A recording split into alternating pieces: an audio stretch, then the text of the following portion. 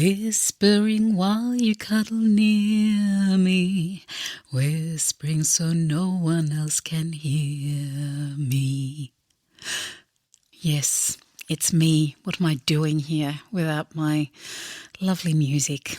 Well, let me tell you, since today is a special bonus episode, or maybe it's not a bonus at all, maybe it's the booby prize, we shall see, in which I tell you about my cataclysm. And I'm going off script here, so please bear with me because I'm always incredibly careful about what I put before you so that it will be just a nice, smooth experience. So let me tell you about my cataclysm. Today's Tuesday, and it's the Tuesday before Easter. And Sunday morning, I woke up to do some stuff and went to my computer, and about 5 minutes later said to Shane, "Hey, baby, is there some reason why my computer isn't starting?" And he got up and he ran to the computer because already I was feeling stressed. And before too long, it was clear that it was dead. Dead. And I couldn't access anything that was in it. And one thing you have to know about my computer is that I keep everything in it. It's about 15 years worth of work, possibly more. And the way that I keep computers is not particularly wise. I don't archive anything. And it just so happened that I had actually neglected to back it up. So for about a month. And anyway, it's an online service. And when you stop backing up, you lose what's there. So I was freaking out. I felt two things. I felt nauseated and I felt like I was going to cry. And I totally felt like throwing up. And I'm one of those people that does everything that is humanly possible to not throw up. So I put that energy into the crying, which I did all of Sunday. And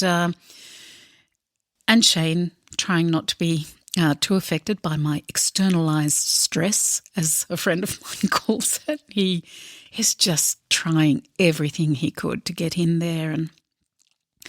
And in between bouts of crying, I sent a text message to my friend Scott, who's a senior engineer at Apple, and I was just having a whinge. I was saying, if it wasn't for COVID, I'd totally fly you over because I'm freaking out. And a little while later, he messaged back and said, "Hey, I'm here. How can I help?"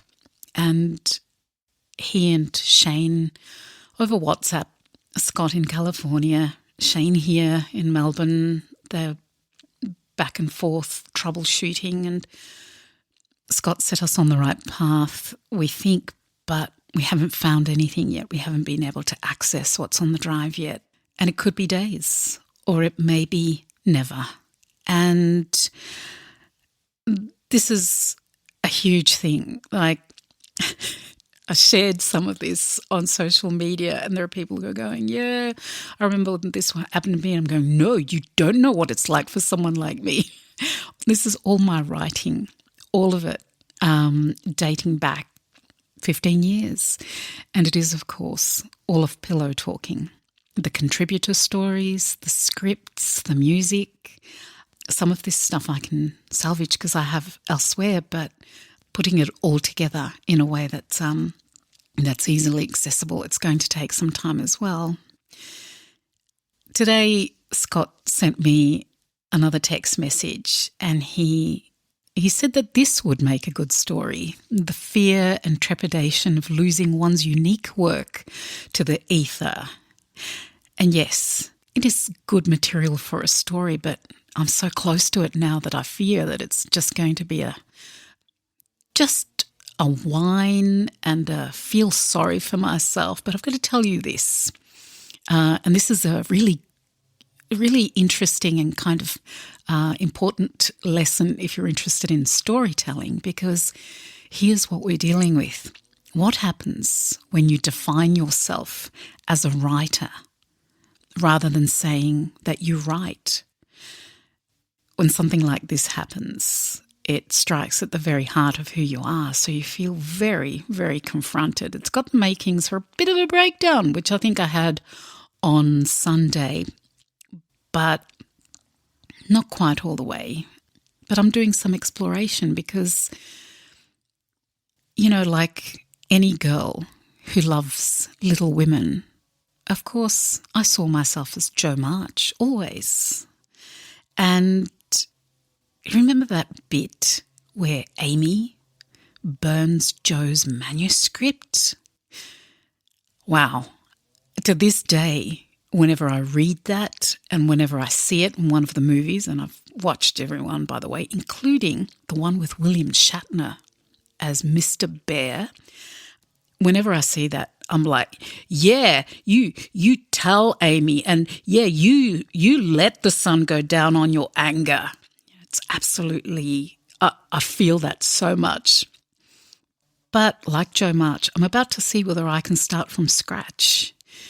So what I'm going to do for the next couple of weeks while I get my head back together again, if not my computer, ideally my computer too, but let's talk about my head then, because this is where I live. I like to say that, my life is in the computer, but it's not really. Come on, let's get real. No one's dead. I'm in my head and I need to sort my head out. I'm going to concentrate on this process of continuing to gather stories, which is one of my joys and challenges in pillow talking. And I want to talk to you tonight a little bit about this and about why you might feel trepidation at submitting a story. And I've thought about this a lot. And I've come up with a few reasons. And the first one, I guess, is the obvious one, is the vulnerability. The vulnerability of sharing something that's intimate and very private. Intimate things are intimate, and there's real risk, which is what vulnerability is. It's that putting your heart out there and seeing what people will do with it. When you share something like that, it's not a small thing, it's a big thing. So that's the first one. I totally get that. I also get that there is lots to be gained from having that experience of vulnerability, of putting your heart out there and seeing what people do with it. I guess I'm a bit optimistic this way, because my experience has been that most of the time when you do that, people are fundamentally good and they understand and they can tap into their own moments of vulnerability, so that when you do, they're not so very harsh. And actually, Brené Brown talks a lot about this, about vulnerability. If you haven't heard any of her talks about vulnerability, it's definitely worth chasing up. But even if you don't, it's worth thinking about what vulnerability means to you. The other reason is the belief that anyone has about one of their own stories, the belief that you may not have anything worth sharing, which in every single case is bull. Everyone has got a story worth sharing. It's just a matter of believing that it is worth sharing. And even if you don't 100% believe it, just a couple percent will do, because the purpose of stories isn't to transport people. It's actually to unify them and bring them closer together. So if you feel that your story isn't worth telling, well, I'm going to tell what I tell my writing students, and it's just get over it. To me, it's a selfless thing to share your story, and a bit of a shame to keep it to yourself. So there's that one. And the other reason that I came up with is that you kind of have to become the third person. Now, my last episode was about the third person, and I talked about how the third person may not necessarily be a literal third person. I had this story where there was a was a dog, there was, someone's mother and a picture and a frame on the bedside table. That third person can be yourself. And this is what I noticed, because I thought, you know what, I'm going to actually pay attention to what Shane and I talk about in bed. And on Saturday, I did this. I kind of made mental notes, and I'm pretty sure that I didn't cover all of it, but this was, excuse me, sorry about that. This is Violetta unedited and unscripted. She bumps the mic and sniffs and takes swigs of water. Okay. So this was over the course of about 45 minutes, maybe an hour. He talked about having got up earlier to collect an email he was expecting, then went back to bed. Then he was telling me how much he loves me, and then I said, yeah, I love you too, but I've got to tell you there's another man, and his name is Mr. Pumice. And Mr. Pumice has actually he's brought new joy into my life in curing my chronically cracked heels. So Mr. Pumice is a force to be reckoned with in this relationship. So then Shane started singing very badly to the tune of Me and Mrs. Jones, Me and Mr. Pumice. And then somehow we got around to talking about the latest Where Shall We Begin episode. No, it wasn't the latest. It was the latest one I heard, which is a bit old now, where she mentions the tenacity of people who fight for happiness after having gone through a rough time.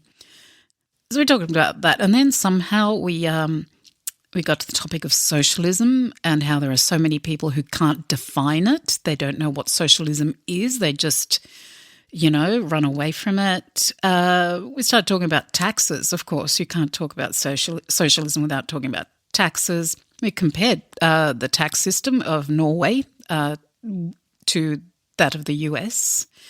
Then we talked about the app that Shane is currently creating. Very, very good app, by the way. It's going to be for script writers.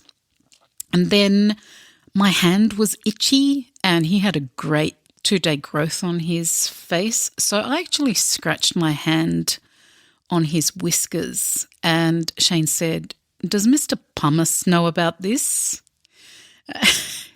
Sorry, I'm actually reading this because I just took notes while it was all fresh in my mind. And then somehow he said the words, "How you doing?" and said we should be grateful to friends for that expression. And I objected because I said this is an expression that predates friends, and we should be grateful to friends for nothing. I'm not a fan of Friends. And he actually reminded me of what I said, that I would like to line up all of the friends in Friends and just slap them all down the line. My stepdaughter once said, yeah, what you need is to get on a Segway and just slap them going along down the line, slap them all. And I always have that image in my head of me on a Segway slapping all the friends down the line. And then he said, you could stick John Fogerty at the end and slap him too, because I actually can't stand the way John Fogerty sings. And I said, I wish I could get past his voice, because I would really like to like or love Creedence. And I know they're a good band, but oh man, I've got another friend who knows that he should love The Cure, but he can't get past Robert Smith's voice. So the kind of thing. And Shane said, oh, it's my choice whether I like Creedence or not. And I said, no, I'm a highly auditory person, and I'm sensitive to the way things sound. And talking about music got us talking about this article that he was reading about Tash Sultana, who's brilliant, by the way. And then somehow, I must have had a hunger pang. So I said, I feel like waffles with maple syrup and bacon. And I said, maybe you could make spaghetti matriciana with leftover bacon. I could make a focaccia to go with it.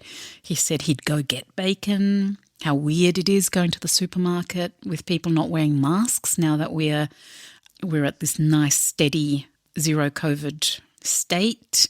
But he said he's going to continue wearing a mask because he was getting vaccinated the next day and would be a bad look to either get or pass on the Roni before you get your jab. Then somehow we got to this character called Ramblin' Sid Rumpo that he'd never heard before. So I played him a bit of that. It was very, very silly. And there was more. And between all of that, he may have broken wind, and I may have said, what a stench, I'll just smell my armpit until it goes away. All right, so that was a sample of what it's like, what it can be like in our bedroom, talking about nothing in particular, except, of course, that the nothing in particular to us means a whole lot because we do love crapping onto each other. If we couldn't crap onto each other, it would be a very, very different relationship.